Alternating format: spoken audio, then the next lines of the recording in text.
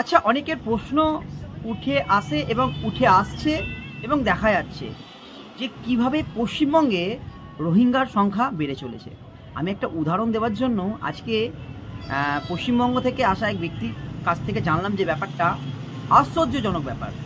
আমি ওনাকে যখন জিজ্ঞেস করি ফার্স্টে ওনার নাম কি, উনি বললেন ফিরোজ। আমি বললাম টাইটেল কি, বললো সর্দার। আমি বললাম ফিরোজটা তো মানে একটু অহিন্দু নাম। বলছে হ্যাঁ আমরা মুসলিম তো। আর আমি বললাম তাহলে বাঙালি যে সর্দার টাইটেলটা কেন জুড়েছেন?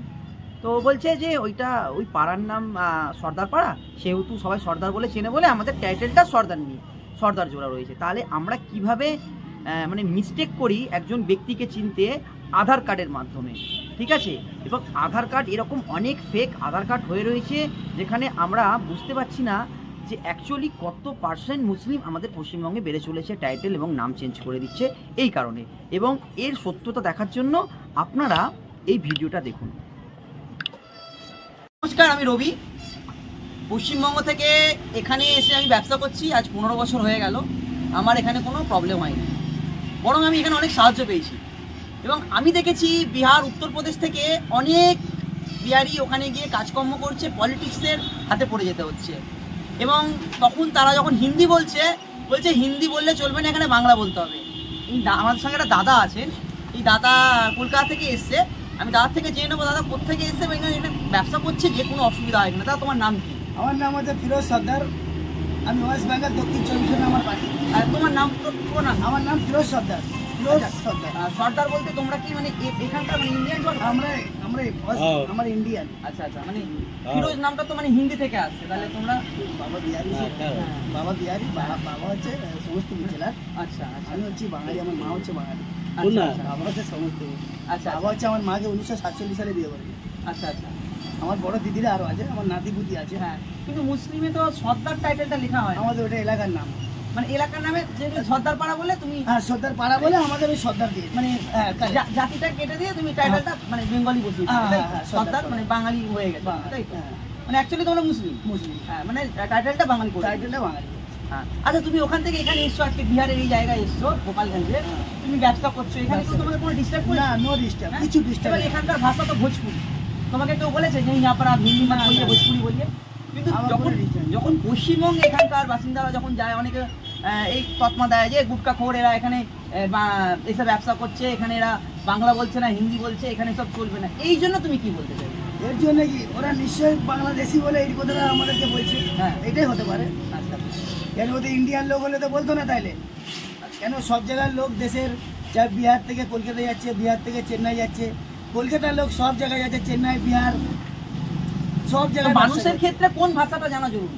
মানুষের ক্ষেত্রে হিন্দুস্তান হিন্দি ভাষা মানুষ তো জানি, ভারতের যে কোনো কোণে গেলে হিন্দি ভাষাটা লোকের মানে ইম্পর্টেন্ট। হিন্দি ভাষা না হলে ইংলিশটাও তো খুব ইম্পর্টেন্ট।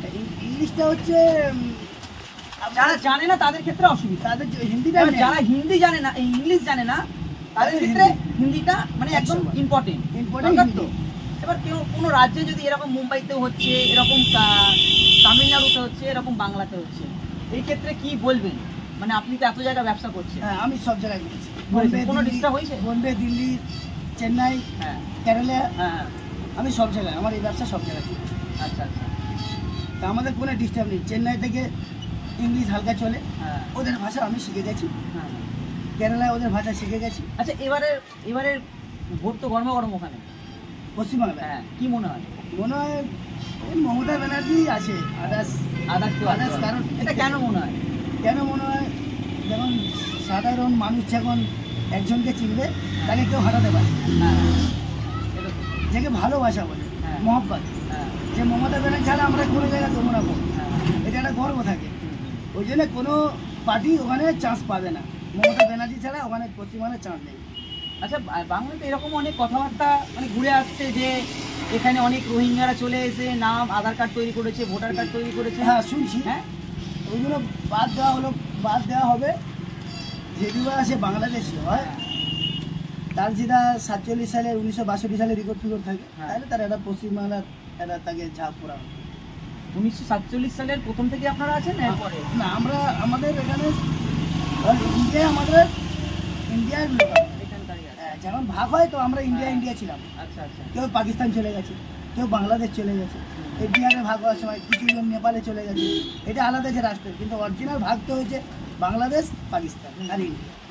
ইন্ডিয়ার লোক ইন্ডিয়া রয়ে গেছে, বাংলাদেশে বাংলাদেশ, পাকিস্তান। খুব ভালো লাগলো দাদা তোমার সাথে কথা বলে। আবার যখন আসবেন আবার দেখা হবে। আসসালামু আলাইকুম ভাই, নমস্কার।